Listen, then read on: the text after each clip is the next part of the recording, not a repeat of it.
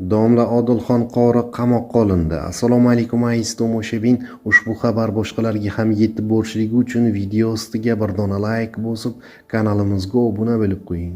Diqqat qiling, Pop tumani sudida ko'rilayotgan jinoyat ishlari doirasida 5 nafar sudlanuvchi, jumladan Odilxon Ismoilovga nisbatan ham qamoqqa olish ehtiyot chorasi qo'llanildi.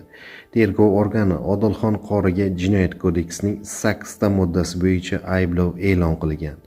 Kuni kecha ijtimoiy tarmoqlarda Odilxon qori nomi bilan mashhur bo'lgan sobiq imom Odilxon Ismoilov qamoqqa olingani haqida xabarlar tarqaldi. Ba'zi manbalarda unga nisbatan qidiruv e'lon qilingani ham yozildi. Kunuzga ma'lum bo'lishicha, 2026-yil 21-yanvar kuni jinoyat ishlari bo'yicha Namangan viloyati Pop tumani sudida qator iqtisodiy jinoyatlar sodir qilishda gumonlangan 6 ta kishiga nisbatan jinoyat ishi ko'rib chiqilgan.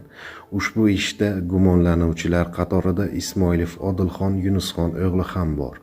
Tergov organi unga nisbatan O'zbekiston Respublikasi Jinoyat kodeksining 8 ta moddasi bo'yicha ayblov qo'ygan. Xususan, 167-modda 3-qismi A V bandi o'zlashtirish yoki rastrata yo'li bilan talon-taroj qilish juda ko'p miqdorda uyushgan guruh tomonidan.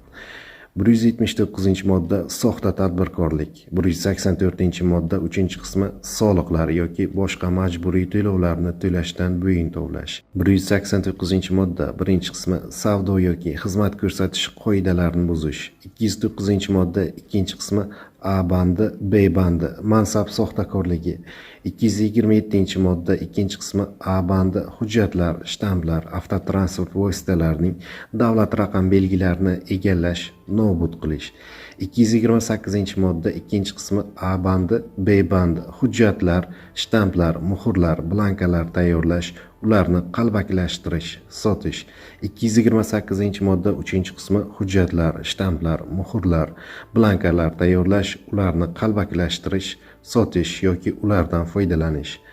Bundan tashqari, Odilxon Ismoilov bilan birga yana 5 kishi ushbu ish doirasida ayblanmoqda. Ularga ham shu turdagi bir qancha moddalar bilan ayblovlar qo'yilgan. Ish sudya Adolat Xo'jayeva raisligida ko'rilgan. Jabrlanuvchilar qatorida Behzod Ahmedov va G'olibjon O'rinboyev sanalgan.